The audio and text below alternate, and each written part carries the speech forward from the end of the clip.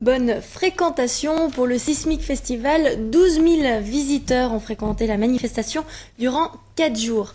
Plus de 150 intervenants artistiques étaient aussi présents à Sierre, car le Sismic Festival, ce n'est pas que de la bande dessinée, loin de là. Les organisateurs aiment impliquer les visiteurs, petits et grands. C'était le cas avec Stop Motion, un atelier d'initiation au film d'animation conduit par des diplômés de l'école cantonale d'art. Pédagogie, jeu et créativité tout en un, Paul Fetter.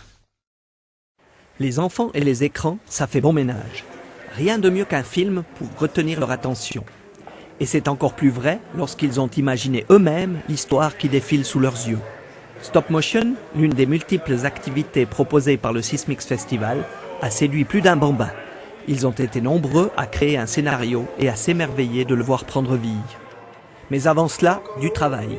Le casting d'abord, avec un choix judicieux des personnages. L'histoire à raconter ensuite, qu'il faut dessiner et expliquer. Pas facile quand on n'a que 5 ans comme Yéna. Une fille qui se promenait, puis après elle a rencontré des animaux. Théodore veut un orage. Voilà qu'il va pleuvoir. Voilà qu'il pleut.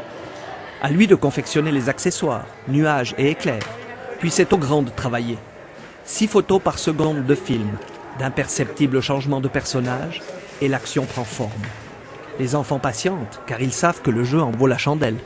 Oui, parce qu'après ils vont mettre sur la télé. La séance photo terminée, c'est à l'ordinateur de jouer. Quelques clics plus tard, le film peut être visionné. Les papas ne sont pas les moins contents. On a fait avec beaucoup de plaisir. Une belle initiation, oui, à comprendre aussi comment se font les images, comment se font peut-être aussi les dessins animés un petit peu à choses plus simples.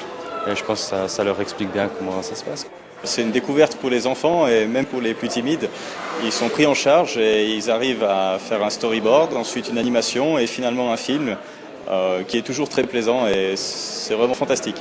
C'est surtout une belle promotion pour la culture, grâce à un festival qui n'a rien à voir avec une grande foire commerciale.